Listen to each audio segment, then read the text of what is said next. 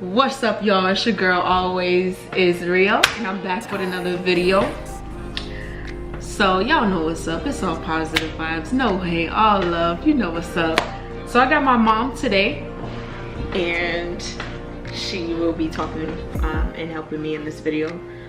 This video will be about 5 ways to know if you're still stuck in your past. What do you have to say, Mom?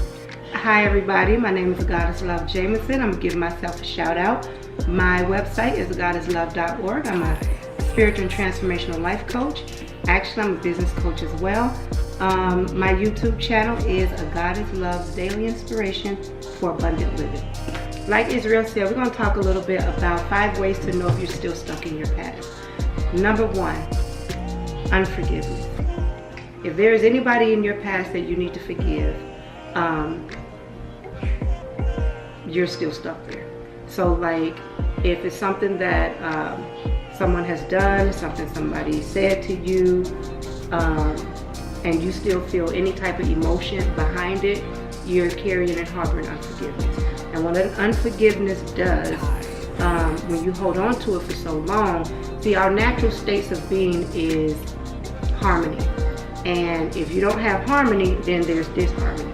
So when you express emotions like unforgiveness, anger, bitterness, all that kind of stuff, you're in disharmony. And so anything that is not in alignment with God and harmony is disharmony.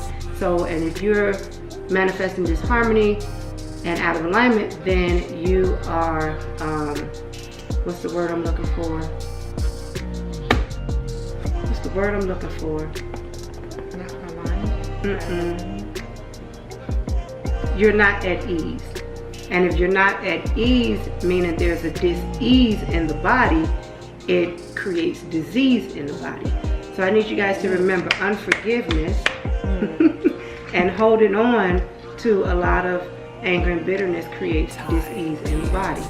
Number 2. Another way to know when you haven't, you feel you're still stuck in your past. Another way to know is if someone says this person's name, the person, or if you see somebody, see that person, and y'all stop talking for a minute, and you see that person, and your face just cringe, like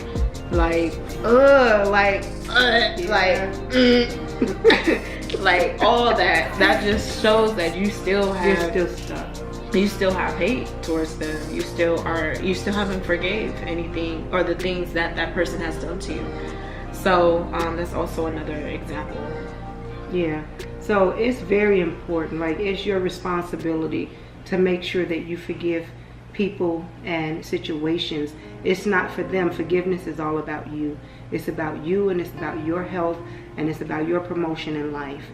So let's go to number 2. So number 2 is anger. So that's the second way to know if you're still stuck in your past. If you have anger and animosity towards the person that has wronged you.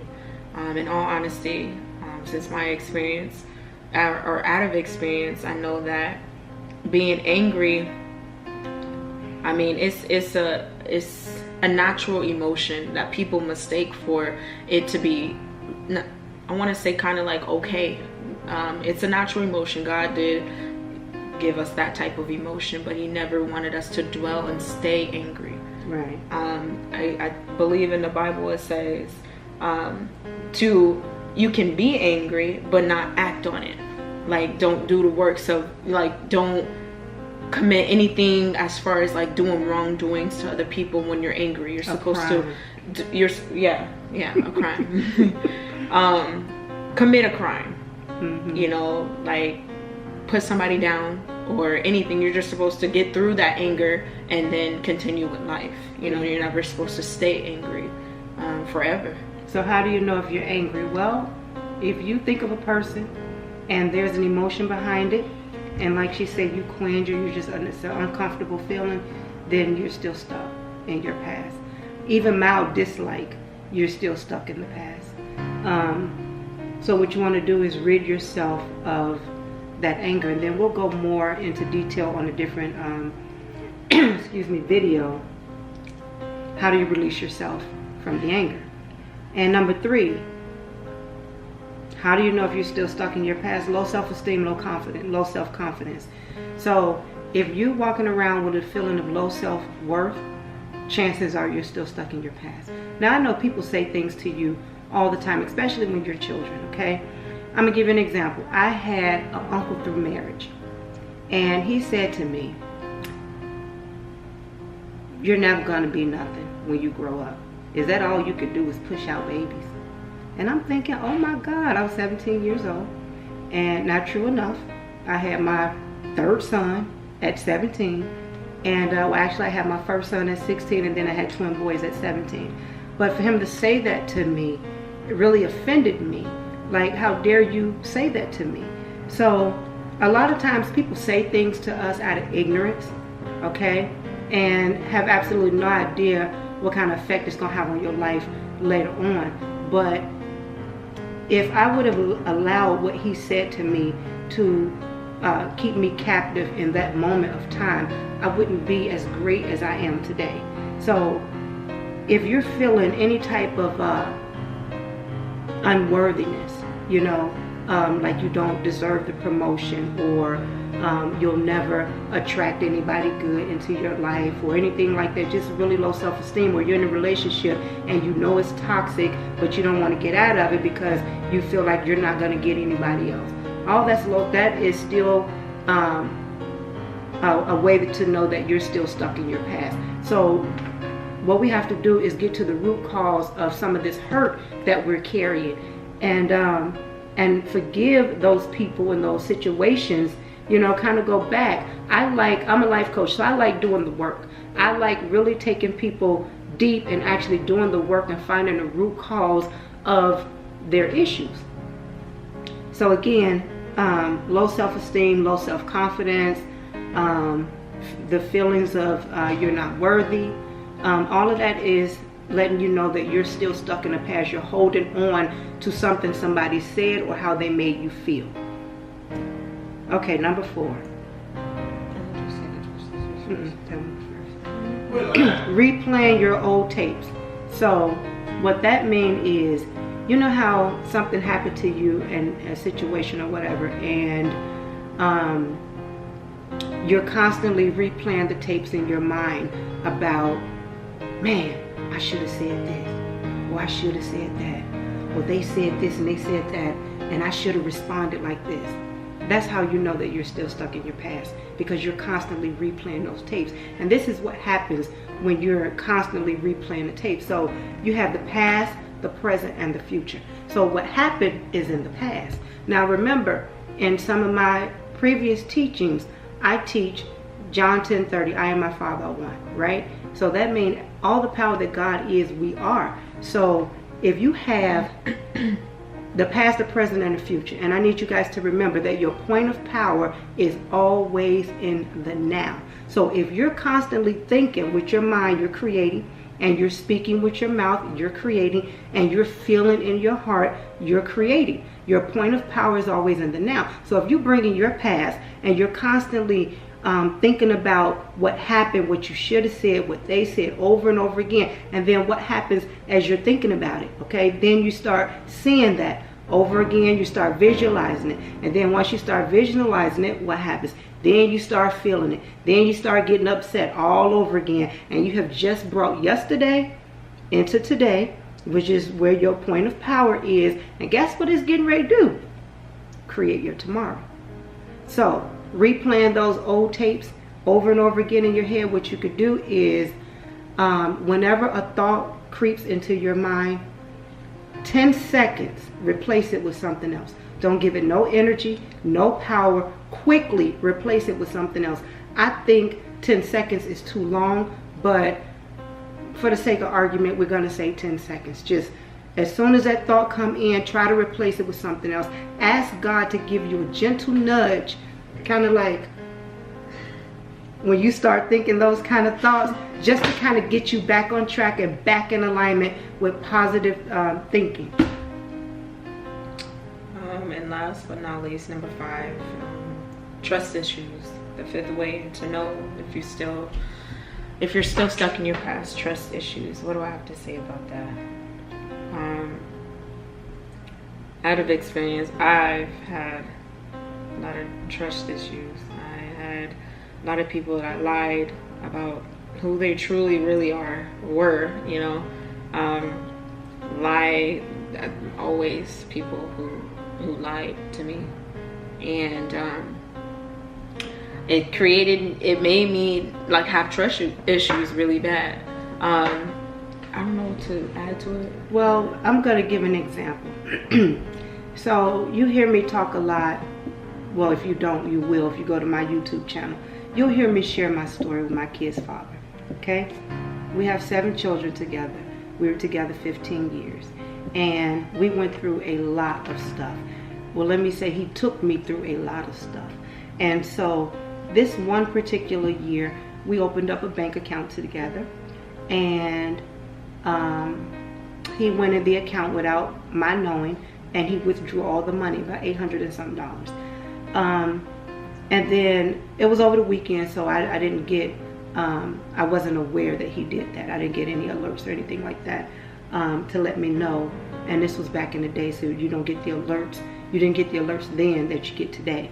But I didn't know until Monday morning when I needed some money, and I, went to the bank, and all this money was withdrawn. Now, not only did he take the $800 some that was in there, but then he kept going to the ATM, overdrafted the account, pulling out money that wasn't there.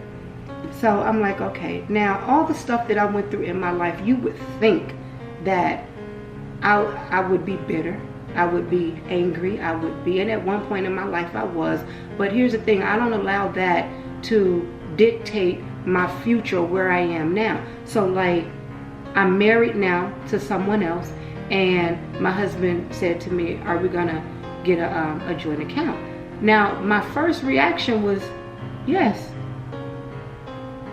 And people would say, after all you've been through, you're gonna trust that? Okay, I cannot hold him, my husband, accountable for something that my ex did. Like, that's not fair to him. And so we carry all this trust stuff into different relationships, even on your job. Like, you could have worked for somebody and got fired, or something happened, somebody snitched on you, or somebody wasn't who you thought they were, whatever the case may be. And then you get a new job and you say to yourself, I'm not talking to nobody, I'm staying to myself, I'm not dealing with people, all that kind of stuff. But this is a whole new job and a whole new experience. So why would you stay stuck back here because of something that happened back here? You don't even give yourself a chance to live life fully and meet new people and enjoy life because you're so pissed off and angry and haven't forgiven what's back here. You can't live life to the fullest up here. That's why a lot of people are so angry nowadays. I feel like that could be another reason why. Yeah. Everybody literally, like, I see it all the time. Like, I'm driving, people just cutting people off, people just angry for people, that. Like, they don't deal with their stuff. They don't deal with their stuff. People, you have to deal with your stuff. Like, you really do. This is called doing the work. It's called change. Life is about changing and growing and constantly evolving. Like, seriously. So if you think you don't have to change, grow, and evolve in life, something is wrong with you. Life is about change. It's constantly moving us upward. It's constantly moving us forward and Godward. Life is about change. We have to change. We have to get rid of all this anger, this bitterness, this low self-esteem, trust issues, all this stuff. It don't serve your life. You think holding on to that stuff is protecting you. Well, I gotta be this way so won't nobody hurt me. Really? You're hurting yourself by holding on to all of that. That don't serve your life, and it can't feel good. Like, it can't feel good. It feels better to free yourself, to release yourself from all that weight, all that anguish, all that anger. It's release yourself. It's freeing. Let me tell y'all how to do it. So here's this affirmation on forgiving others. I feel like this is going to help a lot of people who have a lot of anger and resentment towards a person who hurt them. So y'all can definitely repeat after me. And yeah, I know in my heart that to heal from any hurt, I must forgive the people who have caused me pain. When I hold on to resentment or anger towards another person, I'm giving that person power over my own heart. By forgiving them, I am not saying that their actions were acceptable. I am just cutting all ties to them and releasing myself from pain. By forgiving not only others but myself, I set myself free. Anger is a natural emotion, but I recognize that when I hold on to it for too long, it becomes toxic and it affects every fiber of my being and life. I look to the person who has caused me pain, and I now see them for the human being that they are. I forgive them and I replace my pain with peace. Amen. And so you guys, I need you to learn how to turn your pain into power, because here's the thing. Once you learn how to turn your pain into power, you turn your power into wealth, and then you turn your wealth into a dynasty. The Bible says God gives you the power to get wealth. Don't let your experience be just an experience. No, you went through all that for a reason, for a purpose. Take that. That's a gift. Your past is a gift. It may not have come wrapped in shiny paper and a bow, but it's still a gift, because guess what? You made it. You're here. You have a testimony. Now you can look back and help somebody else. You're free. This is what life is all about. All presents and gifts do not come wrapped in shiny paper and a bow. I look at my past. I love my past. Was it hard? Yes. Yes. Did I cry a lot? Yes. Was it too much at one time? Yes. But I appreciate it now. And I'm thankful for it, and I'm grateful for it, because without my past, I wouldn't have a story. And without my story, I wouldn't have a bestseller book. And without my book, so it goes on and on. Turn your pain into power, your power into wealth, your wealth into a dynasty. There is 7 billion people in this world. I can guarantee you that your story will help the next person. It will. It will help the next person. Like, everybody has been through something. Like, everybody's situation is different, but if you think about it, there's 7.6 billion people in this world. Like, you are gonna help somebody. That's your choice. That's up to you if you want to do it. If you want to help the next person. And remember, when you share your story, like I share my story, and I hear all the time, Miss AGoddess, thank you so much for sharing your story. It freed me. When you share your story, it gives others permission to share their story. Yeah. You're freeing somebody else just by sharing your story. Okay, so you guys, we are out of time and we're done for today. So we want to thank you for tuning in and connecting with us today. Now remember, there's a lot of different frequencies out there, okay? And so tuning in to this channel is going to give you a lot of positive energy, a lot of positive feedback. It's going to help you on your journey. It's going to help you to grow. So stay tuned with her YouTube channel and get connected with my YouTube channel. We offer positivity, different points of view, different outlooks and everything, but we're here for you. Yep, so y'all, it's your girl always, Ysrael, and AGoddess Love Jameson. And I'm gonna go ahead and close out with the last affirmation is for letting go. Today I embrace the memory of my past and feel grateful for all that life has given me.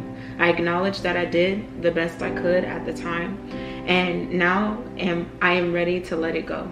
I clear my future road ahead for miracles and happy surprises. Amen. So listen, it's not just about forgiving other people, but forgiving yourself too. So repeat after me. I forgive myself. I forgive myself. I forgive, and you fill in the blank. I forgive that person. I set myself free. I set myself free. I set that person free, fill in the blank. I set that person free.